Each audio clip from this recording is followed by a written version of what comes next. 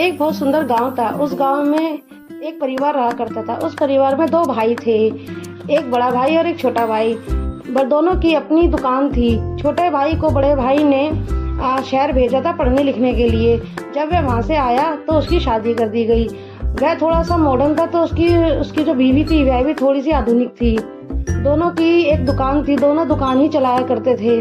परंतु छोटे वाले भाई के मन में धीरे धीरे खोट आने लगा। उसने बड़े भाई को दुकान से बेदखल कर दिया। उसने कहा कि भाई तुम्हारे बस की नहीं है दुकान चलाना, तुम कुछ और काम करो। तब यह देख के बड़ी भाभी बहुत रोई। अब बड़े वाले भाई ने कहा कि तुम चिंता मत करो, हम अपना गुजारा कर लेंगे। एक दिन उसको याद आया कि उसके गांव में एक मुर्गी पालन वाला रहता है। वह वहाँ से कुछ मुर्गियाँ ले आया और उन मुर्गियों को पालने लगा, और उन मुर्गियों से ही उसने अपना एक फार्म खड़ा कर लिया। अब वह भी धीरे धीरे पैसे वाला होने लगा, परंतु उसके मन में कोई भी भेदभाव नहीं था अपने परिवार के लिए। और इस तरह से गांव में उसका एक अपना मुर्गी पालन भी हो गया और एक बड़ा घर भी हो गया। उसकी नीयत बिल्कुल साफ थी, इसलिए वह लोगों का दिल खोलकर मदद किए करता था।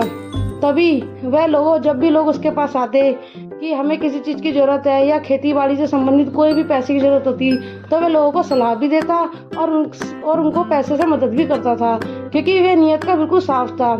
यह देखकर छोटे वाले भाई की एक दिन दुकान में घाटा हो गया, और वह दिन पर दिन गांव में अपने भाई की चर्चा भी सुन रहा था कि अब मेरा बड़ा भाई खूब पैसे वाला हो गया है, परंतु मैंने उसके साथ अच्छा नहीं करा। यह देखकर उनकी माँ भी उनको कहती थी कि बेटा तूने अपने बड़े भाई के संग अच्छा नहीं करा, वह उसने ही तो तेरे को पढ़ा लिखा के इस काबिल बनाया था कि तू दुकान संभाल सके, और तूने ही उसको दुकान से बाहर निकाल दिया था। वह अपने बड़े भाई से मिलता है और माफ़ी मांगता था। उसकी माँ कहती है कि दोनों एक लकड़ी के गट्ठर की तरह रहो ताकि दोनों मजबूत रहो।